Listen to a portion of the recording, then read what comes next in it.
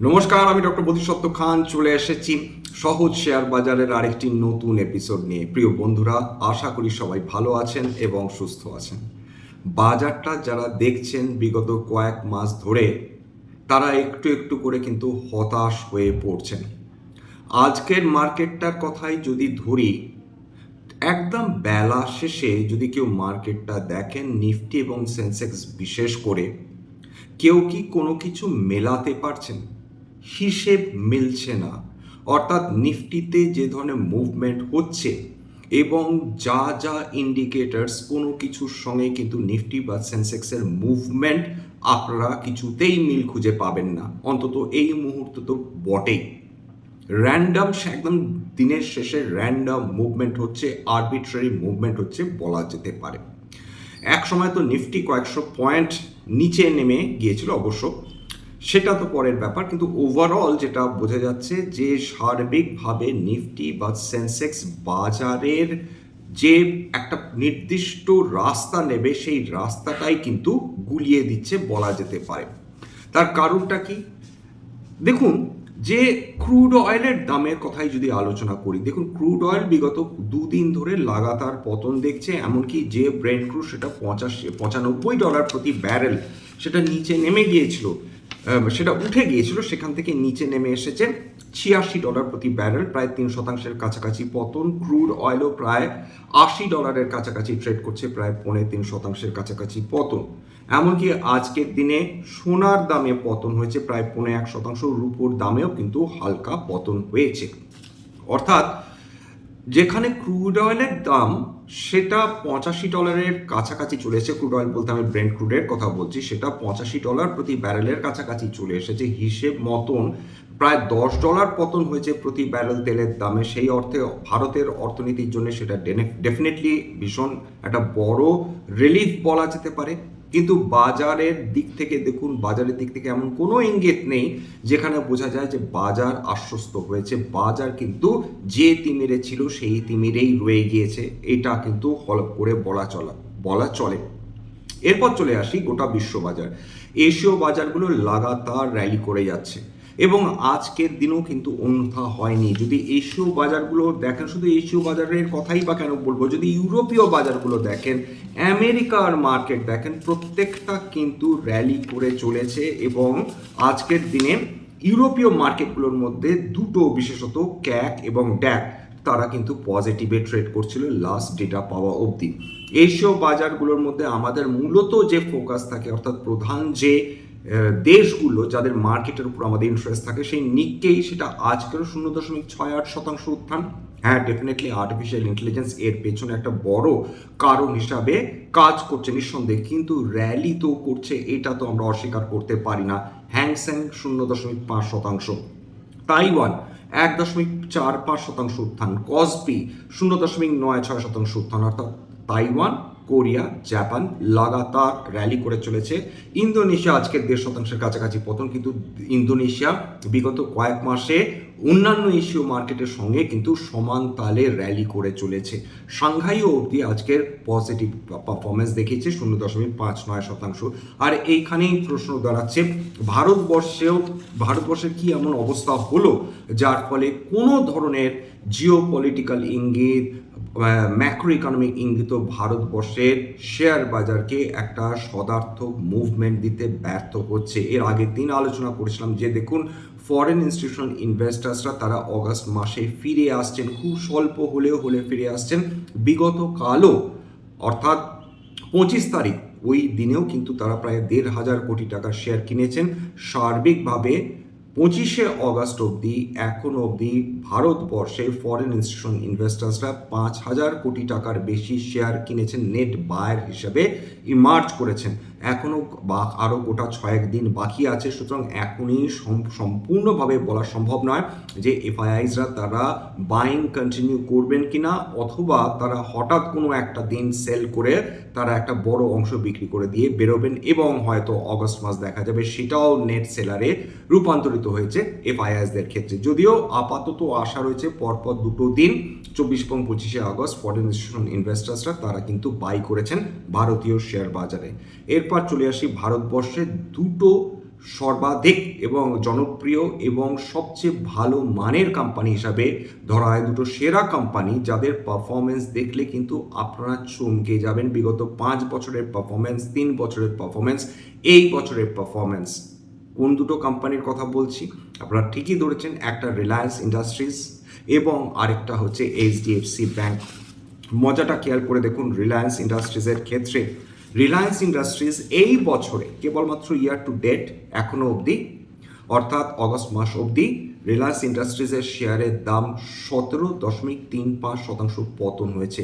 17%-এর বেশি পতন রিলায়েন্স, যেটা ভারতবর্ষের 1 নম্বর কোম্পানি, সেইখানে। অর্থাৎ যদি রিলায়েন্সের মতন কোম্পানি, যার হেভি ওয়েটেজ রয়েছে নিফটি 50-তে, সেটা যদি 17% পতন দেখে কেবলমাত্র এই 8 মাসে, তাহলে কীভাবে প্রত্যাশা করতে পারেন যে নিফটিও লাফিয়ে লাফিয়ে এগোবে? সেটা হওয়ার ব্যাপার নেই। শুধু তাই না, বিগত 1 বছরে 6%-এর বেশি পতন হয়েছে রিলায়েন্স ইন্ডাস্ট্রিজে। 2 বছরে 14%-এর বেশি নেগেটিভ রিটার্ন দিয়েছে রিলায়েন্স ইন্ডাস্ট্রিজ। 3 বছরে মাত্র 5% রিটার্ন, এবং বিগত 5 বছরে মাত্র 16.39% রিটার্ন। অর্থাৎ আপনি যদি রিলায়েন্সে যে টাকা বিনিয়োগ করছেন সেটা যদি কেবলমাত্র এমনি ব্যাংকেও ফেলে রাখতেন, তাহলেও আপনি বেশি রিটার্ন পেতেন। যদি বন্ডে ইনভেস্ট করতেন, তাহলেও আপনি বেশি রিটার্ন পেতেন। এরকম হতাশাজনক রিটার্ন দিয়েছে রিলায়েন্স ইন্ডাস্ট্রিজ। অথচ রেজাল্টের দিক থেকে তারা কিন্তু কোয়ার্টার আফটার কোয়ার্টার একটু করে ইমপ্রুভ করে চলেছে। কিন্তু রিলায়েন্স ইন্ডাস্ট্রিজের কাছে যে প্রত্যাশা, অর্থাৎ রিলায়েন্স ইন্ডাস্ট্রিজের যে ভার্টিক্যালগুলো তাদের লিস্টিং করানোর কথা, এখনও কিন্তু সেটা যথেষ্ট সময় নিচ্ছে। ফলে বিনিয়োগকারীদের কাছে রিলায়েন্স ইন্ডাস্ট্রিজের কাছ থেকে এই মুহূর্তে আশ্চর্য হওয়ার মতো নতুন কোনো স্টিমুলাস তারা কিন্তু পাচ্ছেন না। তার ফলে রিলায়েন্স ইন্ডাস্ট্রিজ যে তিমিরে ছিল সেই তিমিরেই আছে। এইবার শুধু তাই না, রিলায়েন্স ইন্ডাস্ট্রিজের ক্ষেত্রে আরেকটা অল্প উদ্বেগের বিষয় হলো এটা যে ফরেন ইনস্টিটিউশনাল ইনভেস্টার্সরা তারা তাদের অংশীদারিত্ব কমিয়েছে রিলায়েন্স ইন্ডাস্ট্রিজের। মার্চ মাসে রিলায়েন্স ইন্ডাস্ট্রিজের এফআইআইসদের অংশীদারিত্ব ছিল 18.67%, সেটা কমে দাঁড়িয়েছে মাত্র 17.19%, অর্থাৎ প্রায় 1.5%-এর বেশি অংশীদারিত্ব ফরেন ইনস্টিটিউশনাল ইনভেস্টার্সরা কমিয়ে দিয়েছে রিলায়েন্স ইন্ডাস্ট্রিজে। সেটা কিন্তু যথেষ্ট চিন্তার বিষয়। রিলায়েন্স ইন্ডাস্ট্রিজে যদি ফান্ডামেন্টালসও দেখেন, সেটাও আহামরি এমনটি কেউ বুকে হাত দিয়ে বলতে পারবে না। স্টক পি ট্রেলিং 12 মান্থস 23.5, আহামরি কিছু নয়। রিটার্ন অন ক্যাপিটাল এমপ্লয়েড 10.3, ভীষণই সাধারণ। রিটার্ন অন ইকুইটি 8.91, ভীষণই সাধারণ। অর্থাৎ কস্ট অফ বরোয়িং তার থেকেও কিন্তু আন্ডার পারফর্ম করে যাচ্ছে রিলায়েন্স ইন্ডাস্ট্রিজ। এছাড়া এদের প্রাইস পি যে রেশিও যদি দেখেন, সেটা 4.5, অর্থাৎ অত্যাধিক চড়া দামে রিলায়েন্স ইন্ডাস্ট্রিজ বিক্রি হচ্ছে, যেখানে তাদের ইন্ট্রিনসিক ভ্যালু 794 টাকা এবং তাদের মোটামুটি দাম আজকের দিনে যেটা বন্ধ হয়েছে 1299 টাকা, মানে 1300 টাকার কাছাকাছি। এছাড়া অ্যাসেট টার্ন ওভার অতি সাধারণ 0.51। তার ফলে রিলায়েন্স ইন্ডাস্ট্রিজ কোনোভাবে কোনো প্যারামিটারে তারা আউট পারফর্ম করছে এমনটি কোনোভাবে কোনো দিক থেকে বলা যাচ্ছে না। একটাই পজিটিভ রিলায়েন্সের ক্ষেত্রে, সেটা হচ্ছে তাদের ফ্রি পজিটিভ ক্যাশ ফ্লো। কেবলমাত্র এই বছরেই 70,000 কোটি টাকার বেশি তাদের ফ্রি পজিটিভ ক্যাশ ফ্লো রয়েছে। বিগত 5 বছরে 1,29,190 কোটি টাকার ফ্রি পজিটিভ ক্যাশ ফ্লো। যতক্ষণ না জিও প্ল্যাটফর্মের লিস্টিংয়ের খবর পাকাপাকিভাবে আসছে, ততক্ষণ কিন্তু রিলায়েন্স ইন্ডাস্ট্রিজের পক্ষে আউট পারফর্ম করা মুশকিল। এছাড়া বিগত 2 দিনে যেভাবে তেলের দাম, কাঁচা তেলের দাম পড়েছে, সেটাও রিলায়েন্স যেহেতু দুটোই, অর্থাৎ হাইব্রিড স্ট্রাকচার রয়েছে তারা আপস্ট্রিম কোম্পানিও বটে, ডাউনস্ট্রিম কোম্পানিও বটে, অর্থাৎ তারা ক্রুড অয়েলও কেনে, তারা ক্রুড অয়েল শোধনও করে। তার ফলে ক্রুড অয়েলের দাম কমে যাওয়াটা রিলায়েন্স ইন্ডাস্ট্রিজের পক্ষে খুব একটা ভালো খবর নয়। এইবার চলে আসি হচ্ছে এইচডিএফসি ব্যাংকের কথা। এইচডিএফসি ব্যাংক ভারতবর্ষের blue chip of the blue chips বলা হয়, অর্থাৎ সেরার সেরা বলা হয় এইচডিএফসি ব্যাংকে। অথচ কোনো ইন্ডিকেশনই নেই বিগত 5 বছরে যে এটা সেরার সেরা। কেন? তার কারণ এই ইয়ার টু ডেট কেবলমাত্র 2026-এ 26.63% পতন। এইচডিএফসি ব্যাংকের মতন কোম্পানি, তার 4 ভাগের 1 ভাগ market capital literally wiped out, নেই, জাস্ট নেই। এছাড়া বিগত 2 বছরে 11% নেগেটিভ রিটার্ন, বিগত 3 বছরে 7.5% নেগেটিভ রিটার্ন, এবং বিগত 5 বছরে 6.5% নেগেটিভ রিটার্ন। অর্থাৎ কেউ যদি 5 বছর আগে তারা যদি 100 টাকাও রাখতেন, সেটা আজকের কমে দাঁড়াতো 93 টাকা 50 পয়সার কাছাকাছি। এই তো অবস্থা। অর্থাৎ ভারতবর্ষের সেরা কোম্পানিজগুলো তারা এতটাই আন্ডার পারফর্ম করছে। আগের দিন আইটিসি নিয়ে আলোচনা করছিলাম, সেটা যেরকম সাংঘাতিক আন্ডার পারফরমেন্স করছে। নেসলে, যদি নেসলের রিটার্ন দেখেন, যদি আইটিসির রিটার্ন দেখেন বিগত, যদি হিন্দুস্তান ইউনিলিভারের রিটার্ন দেখেন বিগত 2 বছরে, তাহলে বুঝতে পারবেন যে ভারতবর্ষের সেরা কোম্পানিগুলো, নিফটির অংশ যারা, তারা যদি এই লেভেলে আন্ডার পারফরমেন্স করতে থাকে, আবার রিপিট করছি, নিফটি কোন দিক থেকে উত্থানের পথ খুঁজে পাবে বলুন তো? এছাড়া এর সঙ্গে দোসর জুটেছে আইটি কোম্পানিগুলো। আপনারা নিশ্চয় জানেন যে নিফটি 50-তে রিলায়েন্স বলুন, নেসলে বলুন, হিন্দুস্তান ইউনিলিভার বলুন, আইটিসি বলুন, এদের বাদ দিয়েও হিউজ ওয়েটেজ রয়েছে কিন্তু ইনফরমেশন টেকনোলজি কোম্পানিগুলো। তারা আজকের দিনেও আন্ডার পারফর্ম করছে। তার কারণ আর্টিফিশিয়াল ইন্টেলিজেন্স ভীতি কিছুতেই মাথা থেকে বের হচ্ছে না মানুষের। এর ফলে আজকের দিনেও কিন্তু আইটি সেক্টর, নিফটি আইটি বিশেষ করে সাংঘাতিকভাবে আন্ডার পারফর্ম করেছে। এবং যদি খেয়াল করে দেখেন যে নিফটি আইটি আজকের 1.47% উত্থান, এবং এর মধ্যে সেরা কোম্পানিগুলো অর্থাৎ নিফটি আইটির অন্তর্গত যদি দেখেন, কোফর্জ প্রায় 0.68% পতন, এইচসিএল টেক 1.31% পতন, ইনফোসিস 2% বেশি পতন, এলটি মাইন্ডট্রি 1.5% কাছাকাছি পতন। এছাড়া যদি টিসিএস দেখেন সেটাও 1% বেশি পতন, টেক মাহিন্দ্রা 2.5% বেশি পতন, উইপ্রো 1.5% বেশি পতন। তাহলে কোন স্টক ছেড়ে কোন স্টকের কথা বলবেন?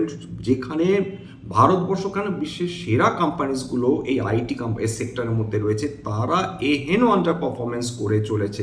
কিভাবে ভারতবর্ষ প্রত্যাশা করতে পারে যে তাদের শেয়ার বাজার ক্রমাগত সামনের দিকে এগোতে থাকবে? এছাড়া নিফটির আইটি যে কোম্পানিজগুলো বললাম, তার মধ্যে বেশ কয়েকটা কোম্পানি আপনি নিশ্চয় জানেন যে ইনফোসিস, টিসিএস, উইপ্রোর মতন কোম্পানিগুলো তারা নিফটি 50-র মধ্যে রয়েছে।